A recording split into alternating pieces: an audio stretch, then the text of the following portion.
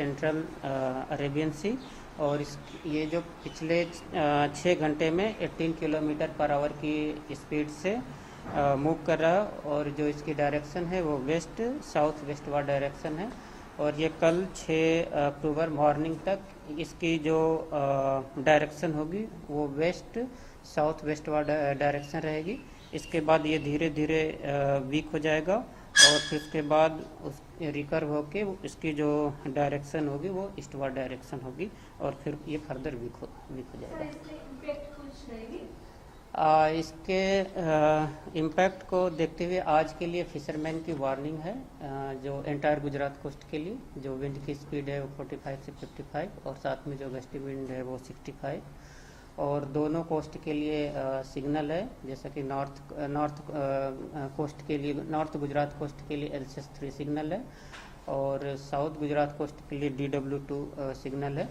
और रेनफॉल की बात करेंगे तो लाइट टू मॉडरेट रेन का पूर्वानुमान है। सर, क्या ये माना जाए कि ये जब पास होगा तब सबसे ज्यादा से सौराष्ट्र कच्छ के इलाके में बारिश वगैरह में हो सकता है? नहीं, ये इसका जो पूर्वानुमान है, जो अभी इसकी स्थिति बनी हुई है वो नॉर्थ ईस्ट अरेबियन सी एडजॉइनिंग वेस्ट सेंट्रल अरेबियन सी में है, जो कि 220 किलोमीटर ओमान से ये दूर है। और इसका जो लैटिट्यूड है 20.9 डिग्री नॉर्थ, और जो लॉन्गिट्यूड है 61.3 ईस्ट लॉन्गिट्यूड है। और इसका जो मूवमेंट है वो वेस्ट साउथ वेस्टवर्ड डायरेक्शन में है, और ये कल मॉर्निंग तक, यानी 6 अक्टूबर को मॉर्निंग तक ये सेम डायरेक्शन में, मतलब वेस्ट साउथ वेस्टवर्ड डायरेक्शन में ही मूव करेगा। इसके बाद ये फर्दर वीक होके रिकर होके वो ईस्टवर्ड डायरेक्शन में मूव करेगा, फिर उसके बाद ये वीक हो जाएगा। के जो तटीय इलाके हैं उससे कितनी दूर होगा, कितना किलोमीटर का अंतर है?